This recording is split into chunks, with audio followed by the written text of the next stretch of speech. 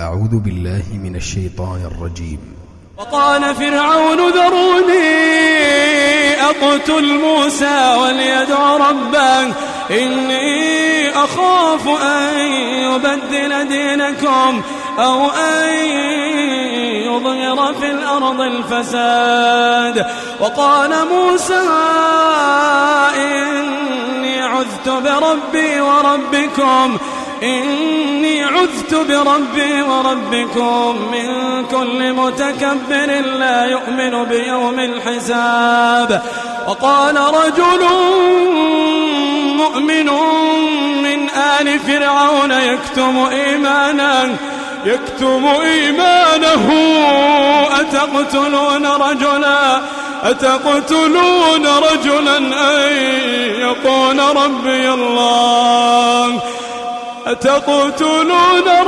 أن يقول ربي الله وقد جاءكم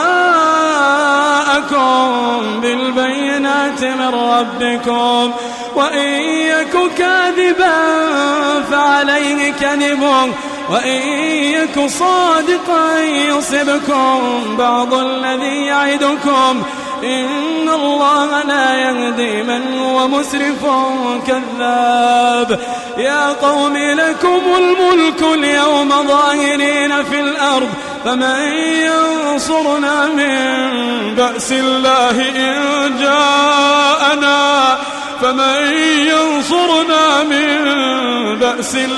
إن جاءنا قال فرعون ما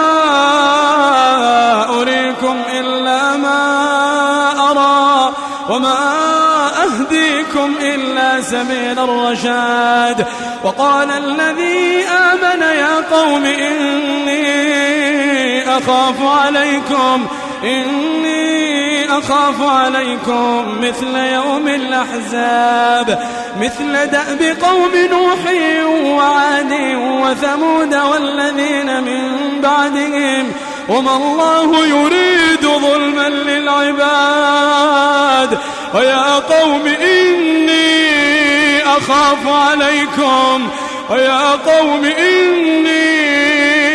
أخاف عليكم يوم التناد يوم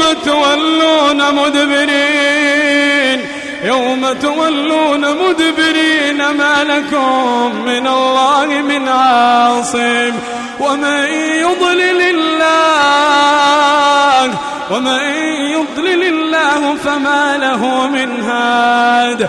ولقد جاءكم يوسف من قبل بالبينات فما زلتم في شك مما جاءكم به حتى إذا هلك قلتم لن يبعث الله من بعده رسولا كذلك يضل الله من هو مسرف مرتاب. الذين يجادلون في آيات الله بغير سلطان أتاهم كبر مقتا عند الله وعند الذين آمنوا كذلك يطبع الله على كل قلب متكبر جبار. وقال فرعون يا هامان ابن لي صرحا لعلي أبلغ أسباب السماوات فأطلع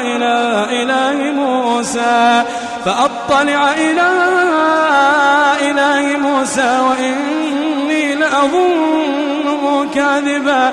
وكذلك زين لفرعون سوء عمله وصد عن السبيل وما كيد فرعون إلا في تباب. وقال الذي آمن يا قوم اتبعون أهدكم سبيل الرشاد. يا قوم إنما هذه الحياة الدنيا متاع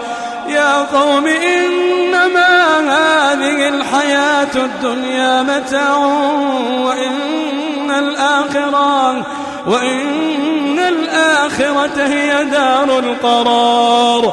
من عمل سيئة فلا يجزى إلا مثلها ومن عمل صالحا من ذكر أو أنثى وهو مؤمن فأولئك